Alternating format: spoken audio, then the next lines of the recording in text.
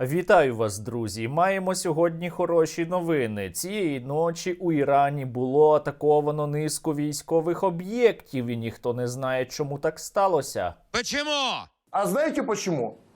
Задайте вопрос, почему? Так почему? Почему? Почему? Потому что потому. Нет ответа. Як повідомляють медіа, було атаковано і іранські військові бази, і нафтопереробний завод, і завод із виробництва ракет, і, що для нас найцікавіше, завод із виробництва безпілотників. У той же час у Міністерстві оборони Ірана кажуть, що атака була абсолютно невдалою, що прилетіли якісь 3 безпілотника, але один збили, а 2 просто впали. Потерь нет. Цікаво, хто ж міг це зробити. Соловйов, наприклад, звинувачує англосаксів. Медіа пишуть про те, що насправді атаку організував Ізраїль, але я би, друзі, не поспішав би поки із висновками.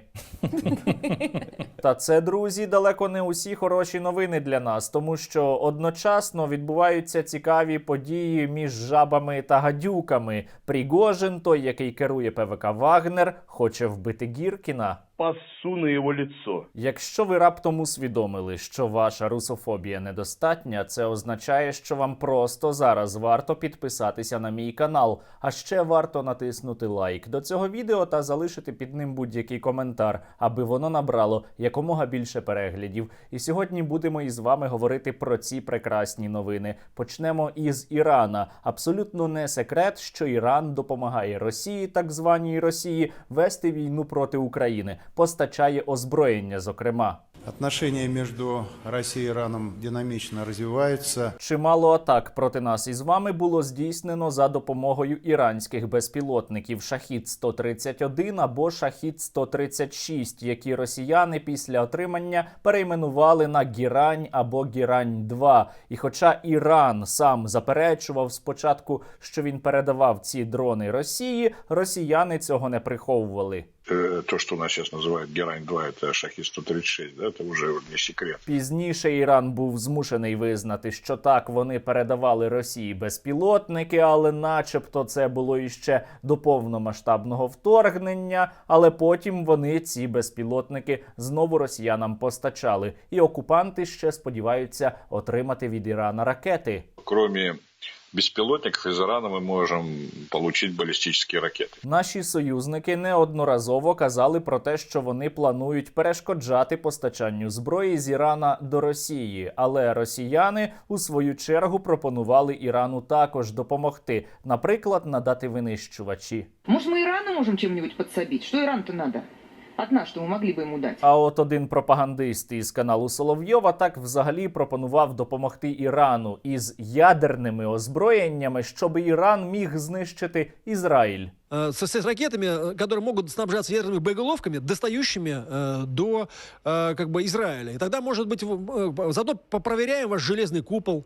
Такой ли он железний? Публічної реакції Ізраїля на такі заяви не було, що доволі дивно насправді. Хоча, якщо враховувати, що Ізраїль не хоче надавати збройну допомогу Україні, у тому числі щодо засобів протиповітряної оборони, то тут нічого дивного немає. Більше того, один колишній ізраїльський високопосадовець Яков Кедмі, громадянин Ізраїля, після того, як на каналі Соловйова було озвучено прямі погрози Ізраїль знищити ядерною зброєю, усе одно ходить на канал до Соловйова, де, правда, говорить йому неприємні речі. Но мы поставили российской армии задачу 24 февраля. Какую задачу вы поставили? Ну, по Не крайней воевать? Минуточку. Продемонстрировать силу? Напугать их? Продемонстрировали, напугали? А оказалось, что они не пугаются. А оказалось, что это пшик для них. Ось оця історія із Яковом Кедмі, який хоча і не є вже чиновником Ізраїля, усе одно дуже добре характеризує, показує, як проводить Ізраїль свою зовнішню політику щодо Російської Федерації, так званої, та щодо її агресії. Спочатку на цьому каналі лунали погрози знищити Ізраїль, потім прийшов туди громадянин Ізраїля, почав принижувати російську армію, але зрештою обидві сторони просто терплять. Что российская армия не была готова год назад справиться с Украиной, Значит, она не может воевать ни с кем. Та маю сказати, що сьогоднішня атака на Іран – це було дуже і дуже правильно, хто би за нею не стояв. Ну а тепер поговоримо про те, як Пригожин погрожує вбити Гіркіна. Все. Чим більше росіяни зазнають невдач на війні проти України, тим більше росіяни сруться між собою. І ось ця історія – це дуже яскравий приклад. Раніше Гіркін порівнював вагнерівців, наприклад, із німецькою дивізією «Мертва голова». Действия Вагнера на Донбассе сравнивают некоторые люди, специалисты, кстати, знаете с чем? С дивизией «Мертвая голова», Тоттенкоф немецкий. Розповідаючи про те, як Росія обов'язково зазнає нищівної поразки, Гіркін також і прогнозував своє майбутнє та майбутнє Пригожина. По-украинскому, я думаю, его вздернут рядом со мной или меня рядом с ним. То есть, кто первый попадется. Крім того, Гіркін натякав, що Пригожина можуть завалити свої ж. І це дуже не подобалось, зокрема, вагнерівцям, які записували для Гіркіна відеозвернення. Я считаю, что он ведет себя как последний трус и подлец. Доходило, зрештою, і до прямих погроз на адресу Гіркіна. Если бы он оказался сейчас на передовой, его бы ждало очень много неприятностей. Меньшая из них – это черенок пехотной лопаты в заднице. Все крутится вокруг заднего прохода. І ось днями ця історія продовжилась. Вона почалася із того, що Пригожин публічно запропонував Гіркіну долучитися до ПВК «Вагнер», але Гіркін дуже хотів би отримати якусь командирську посаду, на що Пригожин почав відповідати, що це, ну скажу так, коректно і дипломатично малоймовірно. Назовите командиров, озлобленных на него, пару десятков человек. Скажут ему: ты зачем сюда приехал?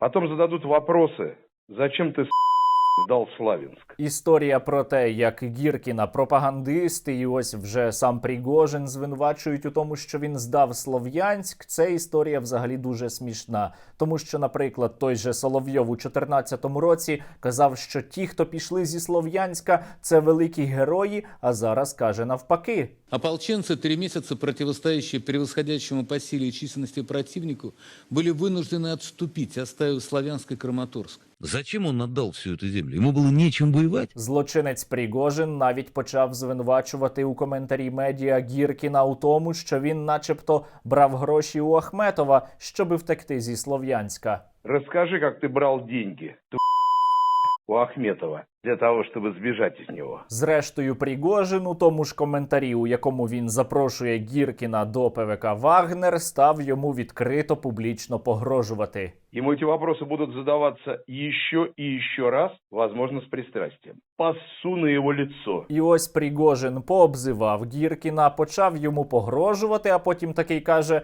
«Ну, я впевнений, що Гіркін відмовиться, бо він боїться». Уверен, что Стрелков поведет себя как законное сыкло. І поки сам Гіркін, намотуючи соплі на кулака, думає, як же йому відповісти, зуби починають показувати у відповідь його соратники. Меня тоже ругают. Ой, ага. Вставная челюсть. Пропагандист і друг Гіркіна Максим Калашніков дивується, як це можна взагалі ось отак себе поводити, як це можна запрошувати Гіркіна до Вагнера, щоби потім його вбити. Как же можно вот так вот бросать людей на смерть, чтобы с ними расправиться? Вот власть вот эта на войне. Знаете, представить себя Игоря Ивановича Стрелкова на этом, вот в такой роли я точно не могу. Та зуби вирішив показати не тільки цей пропагандист, а і ще якесь опудало, яке воює проти України. І воно теж записало своє відео, у якому почало обзивати Пригожина. Ой, не хочется выражаться, как приблотненная шестерка, законченная. Сам понимаешь, кто ты есть такое. Халдей. Єдине, що у цій історії мені особисто не подобається, це те, що Пригожин хоче вбити Гіркіна замість нас. А так я особисто зичу обом сторонам успіху. Успіху у справі знищення одне одного. Гражданский конфликт, по сути, гражданская война. І чим більше минатиме часу, чим більше росіяни зазнаватимуть невдач на фронті, тим більше і більше вони будуть гристися одне із з одним. І я переконаний, рано чи пізно на московських болотах буде реальна громадянська війна. Але до того нам із вами ще треба багато попрацювати над нашою спільною перемогою, над забезпеченням Збройних сил України. Тому, друзі, зараз не опускаємо руки, зараз треба дуже багато всього робити, підтримуємо українську армію, допомагаємо їй і працюємо усі сьогодні як один над тим, аби Російська Федерація, так звана, зазнала неминучої поразки.